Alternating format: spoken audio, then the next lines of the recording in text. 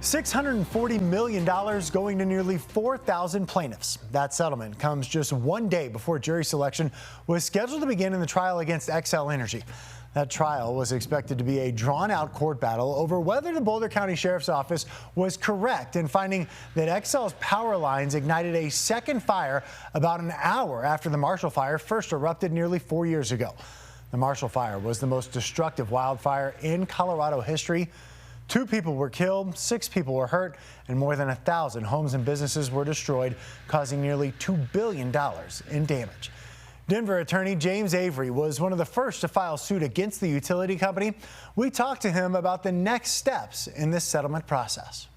You have basically these 12 groups of law firms that have an agreement in principle, an agreement as to an overall amount.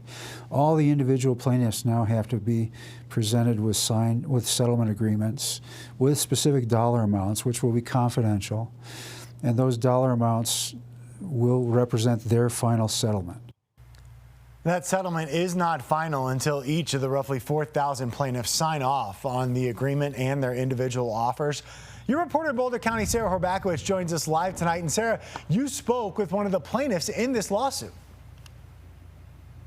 Yeah, and there's still a lot of unknowns. A lot of this news is very new. So a lot of those payouts still have to be decided among the thousands of plaintiffs. The plaintiffs themselves say some of them are still waiting for more of that information on just how much they'll see. And so while there's a lot of mixed reaction right now, a lot of them are hoping this at least will bring some closure. Does it make it feel like home? Oh yeah, those are one of the first things that went up. These family photos are some of the few remaining pieces of Jen Hart's former Louisville home, damaged when the Marshall Fire came to her doorstep. And it was sitting in this corner on a cabinet, and it wasn't blue before the fire. Now, 3.5 years after the fire, she's settling back into her home and seeing a payout from Xcel. It's bittersweet, right? So it's not what we were hoping for, but it's behind us. Hart is one of more than 4,000 plaintiffs who will be offered a piece of a $640 million Marshall Fire settlement. But it also means survivors won't see their day in court. After the lawyers are paid and the insurance company takes their cut of reimbursement, as they call it, then I don't think there'll be anything left for us as the homeowners. Towns and cities impacted by the fire are also waiting on a piece of the settlement, including Superior. A lot of the roads were damaged, a lot of the utility lines were damaged, our water treatment plant was damaged, we had buildings that were destroyed. And as the city repairs, Mayor Mark Lasis is still waiting on what their settlement figure may look like.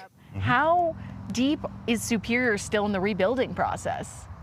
We're about 3/4 of the way through, so we're 75–80% rebuilt.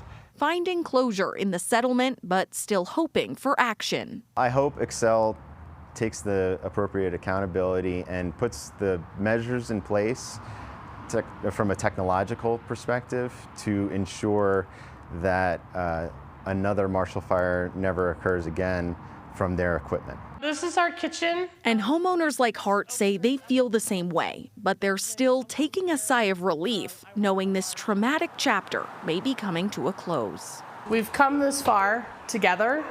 We'll continue to move forward together. We're 80027 strong.